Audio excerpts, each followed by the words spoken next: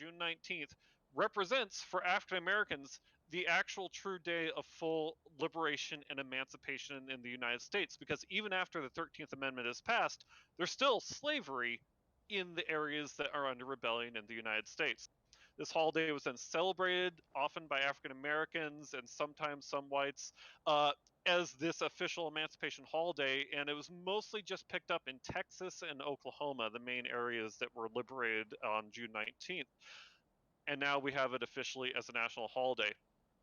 I looked around kind of trying to find some original speeches from the time, and unfortunately, most of them are lost. We've just got newspaper snippets. But I was able to find a speech by Frederick Douglas that he gave in Arlington National Cemetery on May 30th, 1871, at one of the original Decoration Days. And its content, what it talks about, I felt was relevant to June 19th and to kind of what we do here with Ninth Corps. And also, it should also be remembered that Decoration Day, Memorial Day, was originally put together also by African Americans in memory of those who died to free them, those who died to create a Juneteenth in the first place. So I want to just go ahead and read this off for you guys because I think it's a really just it's a short but stirring speech and homage to what this war was actually about, especially how people of the time perceived the war. Friends and fellow citizens, tarry here for a moment. My words shall be few and simple. The solemn rites of this hour and place call for no lengthened speech. There is, in the very air of this resting ground of the unknown dead, a silent, subtle, and all pervading eloquence, far more touching, impressive, and thrilling than living lips have ever uttered.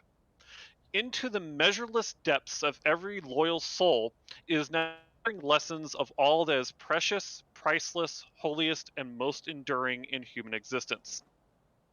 Dark and sad will be the hour to this nation when it forgets to pay grateful homage to its greatest benefactors. The offering we bring today is due alike to the patriot soldiers dead and their noble comrades who still live.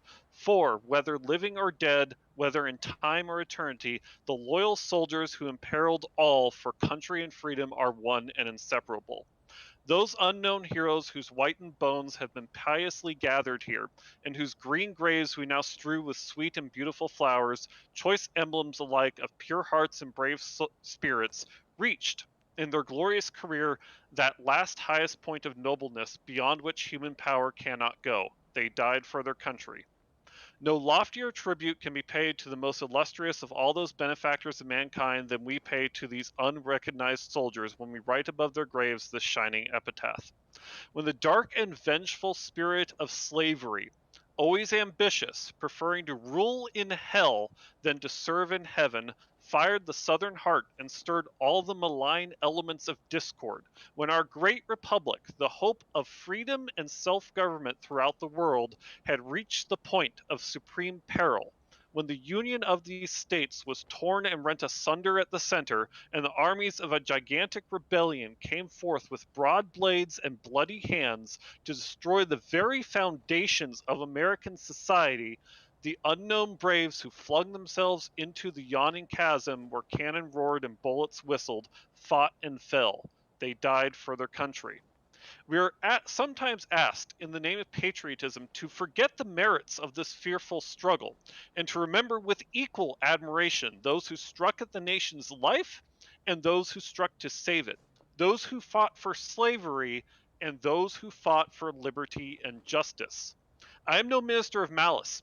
I would not strike the fallen. I would not repel the repentant. But may my right hand forget her cunning and my tongue cleave to the roof of my mouth if I forget the difference between the parties to that terrible, protracted, and bloody conflict. If we ought to forget a war which has filled our land with widows and orphans, which has made stumps of men of the very flower of our youth, which has sent them on the journey of life armless, legless, maimed, and mutilated, which has piled up a debt heavier than a mountain of gold, swept uncounted thousands of men into bloody graves, and planted agony at a million hearthstones, I say, if this war is to be forgotten, I ask in the name of all things sacred, what shall men remember?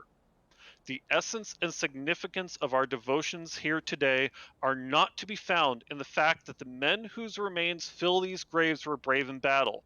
If we met simply to show our sense of bravery, we should find enough on both sides to kindle admiration. In the raging storm of fire and blood, in the fierce torrent of shot and shell, of sword and bayonet, whether on foot or on horse, unflinching courage marked the rebel not less than the loyal soldier. But we are not here to applaud manly courage, save as it has been displayed in a noble cause. We must never forget that victory to the rebellion meant death to the republic. We must never forget that the loyal soldiers who rest beneath this sod flung themselves between the nation and the nation's destroyers. If today we have a country not boiling in the agony of blood, if now we have a united country no longer cursed by the hell-black system of human bondage, if the American name is no longer a byword and a hissing to a mocking earth, if the Star-Spangled Banner floats only over free American citizens in every quarter of the land, and our nation has before it a long and glorious career of liberty, justice, and civilization, we are indebted to the unselfish devotion of the noble army who rest in these honored graves all around us.